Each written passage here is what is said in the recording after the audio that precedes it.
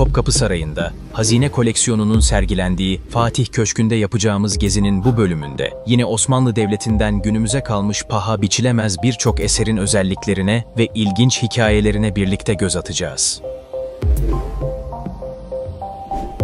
Hazinenin en kıymetli parçalarından olan Nadir Şah'ın Sultan 1. Mahmud'a hediye ettiği tahta, Kanuni Sultan Süleyman'ın dünyaca ünlü kılıcındaki ejderha ve anka kuşu motiflerinin ilginç hikayesine, Osmanlı şehzadelerinin kullandığı altın beşiğe, Sultan 4. Mehmed'in hançerine, Osmanlı padişahlarının yanlarından ayırmadığı yazı çekmecesinin yanı sıra Medine'ye Hücre-i Saadet için gönderilmiş muhteşem eserlerin detaylarına hep birlikte bakacağız.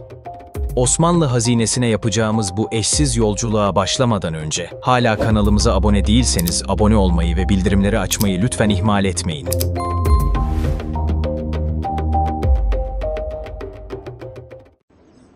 Topkapı Sarayı içerisinde sergilenen Osmanlı Saray Hazinesi'nde yer alan tüm eserler, döneminin en yetenekli mücevher ustalarının maharetli ellerinden ortaya çıkan paha biçilemez eserlerdir. Burada sergilenen eserlerden hemen hepsinin yapımında altın, gümüş, yeşim, necef, sandal ağacı, abanoz, fil dişi ve sedef gibi oldukça pahalı malzemeler kullanılmıştır. Eserlerin görkemini arttıran kuyum işlerinde ise elmas, yakut, zümrüt gibi taşların yanı sıra firuze, mercan, inci, kedi gözü, akik, yeşim ve daha pek çok değerli taş çeşidine yer verilmiştir. Bu değerli taşlar içinde elmastan sonra en pahalı taş olan zümrütten yapılmış veya zümrütle bezeli olan eserler çok önemli bir yere sahiptir. Saray hazinesindeki zümrütlü eserler arasındaki bu padişah sorgucu da zümrütlerle süslü eşsiz bir eser. 18. yüzyıla ait bu sorguçta altın bir sapın üzerine yerleştirilen madalyon biçimindeki sorguç yuvasının ortasında 4x5 santimetre boyutlarında düz kesimli bir zümrüt yer almaktadır. Zümrüdün üstüne 3 santimetre çapında kaboşon kesim pembe bir yakut yerleştirilmiştir. Kenarları dilimli sorguç yuvasının üst kısmından çıkan 9 dalın üzeri gül kesimli elmaslarla süslüdür. Uçlarında inci bulunan ve iki yana kıvrılan ikişer dal ile bunların arasındaki elmaslı 4 yarım dal sorguç yuvasının taç kısmını tamamlamakta ve takılan tüyler sorgucu süslemektedir. Sorguç yuvasının iki yanında türbana tutturmak amacıyla yapılmış, uçları çengelli 4 zincir vardır. Bu zincirler 12 elmaslı küçük altın çiçek yuvalarının ve zümrüt damlalarının dönüşümlü olarak sıralanmasıyla oluşturulmuştur. Topkapı Sarayı koleksiyonunun göz kamaştıran eserlerinden biri de Nadir Şah tahtıdır. Taht-ı Keykavus olarak da bilinen bu taht, 1747 yılında Afşar hükümdarı Nadir Şah tarafından Sultan 1. Mahmud'a hediye olarak gönderilmiştir. Hint hükümdarlarına ait olan taht, Nadir Şah tarafından Hint seferinde ele geçirilmiş ve Osmanlı padişahına hediye olarak gönderilmiştir.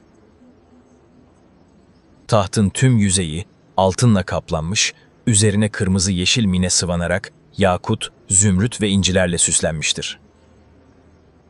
Tahtın önünde ayakların konacağı, değerli taşlarla süslü bir de iskemle bulunmaktadır. Fatih Köşkü'nde sergilenen Osmanlı hazinesinin en popüler eserlerinden biri de Kanuni Sultan Süleyman'a ait olan bu ejderha motifli yatağan kılıcıdır. Değerli malzemeler ile mükemmel bir işçiliğin sonucu yapılan bu kılıcın ünü dünya çapındadır. Orijinali Topkapı Sarayı'nda sergilenen kılıcın birebir örneği, Amerika'da New York Metropolitan Sanat Müzesi'nde sergilenmektedir. Kanuni Sultan Süleyman'a ait olması, Mohaç Zaferi anısına yapılması ve üzerine işlenen bir ejderha ile bir anka kuşunun mücadelesini anlatan motifler, bu kılıcı dünya çapında bir üne kavuşturmuştur.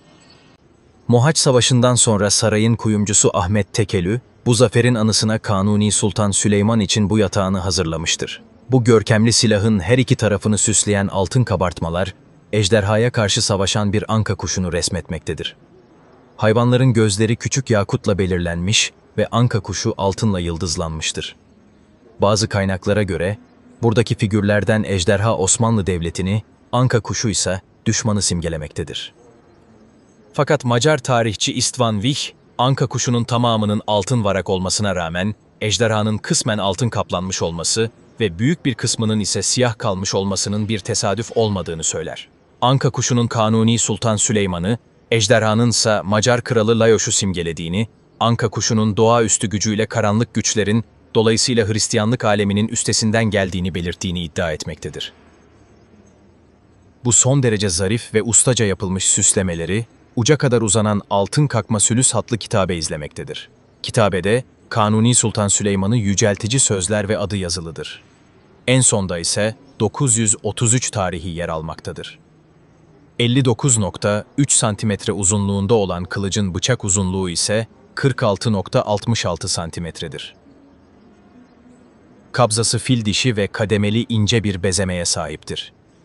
İnce kıvrım dal ve Hatayi motifleriyle tüm yüzeyi süslenmiş, üstüne yine altın kıvrım dal, Hatayi ve Çin bulutu motifleri yerleştirilmiştir.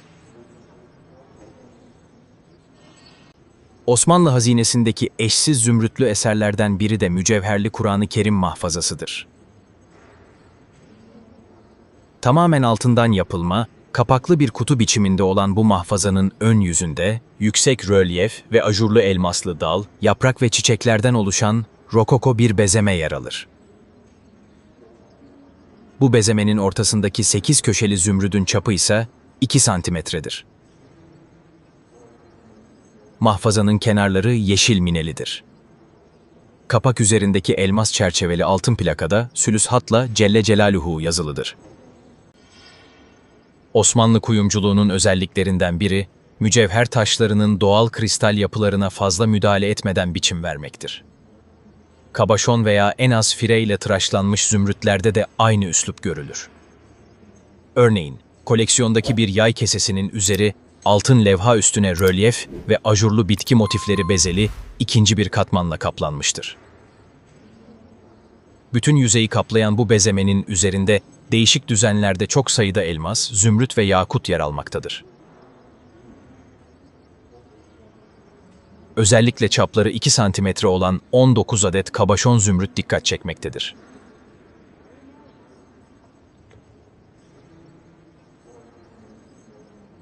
Hazine koleksiyonunda dikkat çeken eserler arasında Sultan 4. Mehmed'e, annesi Hatice Turhan Sultan tarafından Eminönü'ndeki yeni caminin açılışında hediye edilmiş olan som zümrüt saplı hançer yer almaktadır.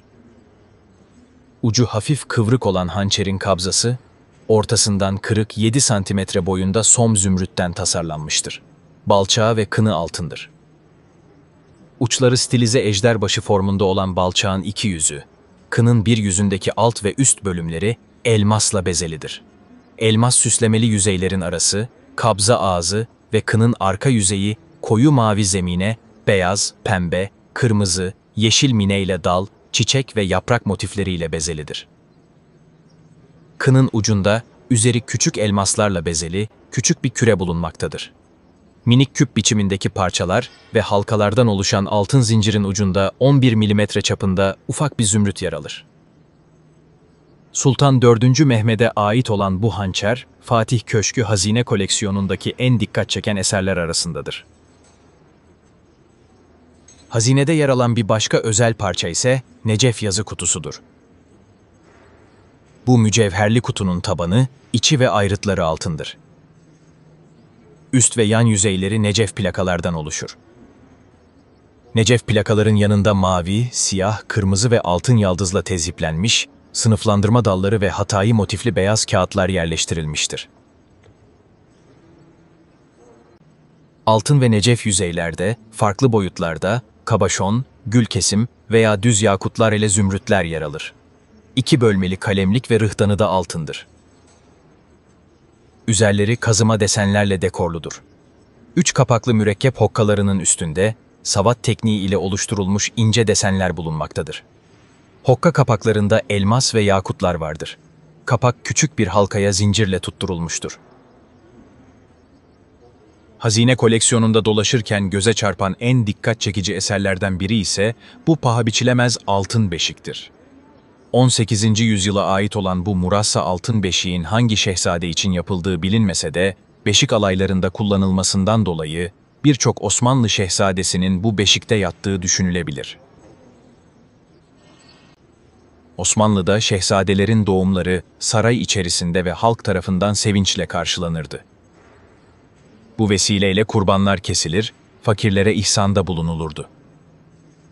Padişah çocukları doğduktan sonra hazırlanan beşikler, beşik alayı ile saraya getirilir, bebeği ziyarete gelen misafirler ve saray halkı çeşitli hediyeler sunardı. Fatih Köşkü'nde sergilenen bu altın beşik, ceviz üzerine hafif kabartma ve kazıma desenli altın plakalarla kaplıdır.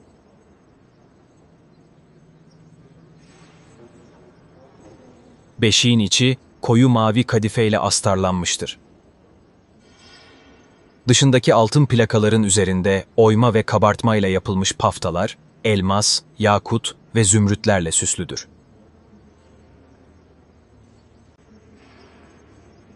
Türk rokokosu olarak adlandırılan bir tarzda süslenmiş olan eserin kulbu üzerinde bulunan iki topuzu daha geç bir döneme ait gibi görünmektedir.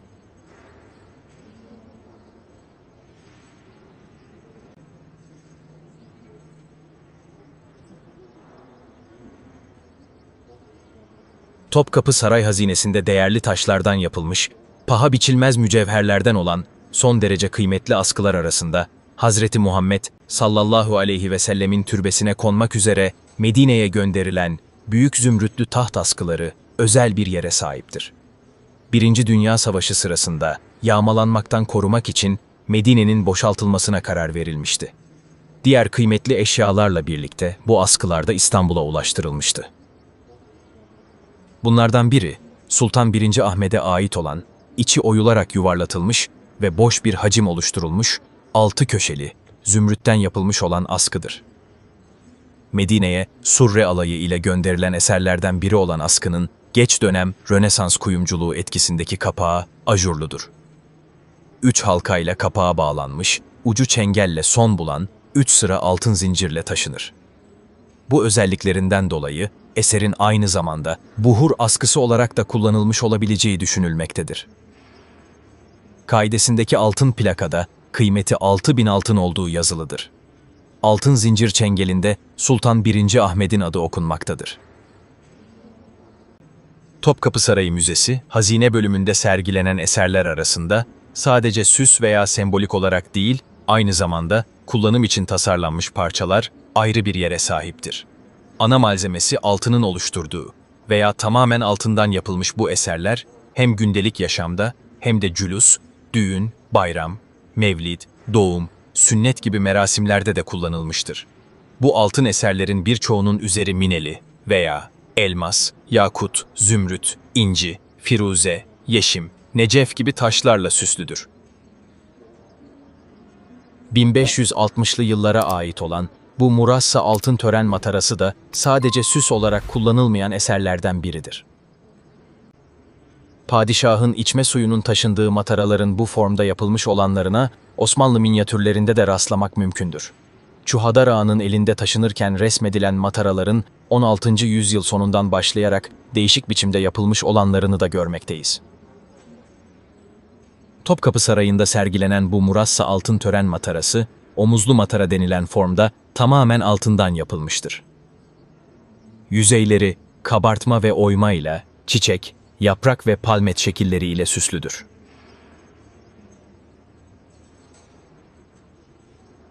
İki geniş yüzünde ve yanlardaki yeşim paftaların ve kademeli bezemenin üzerinde altın yuvalı, zümrüt ve yakutlar yer alır. Ejderbaşı biçiminde bir emziği ve 2 omuz çıkıntısı vardır.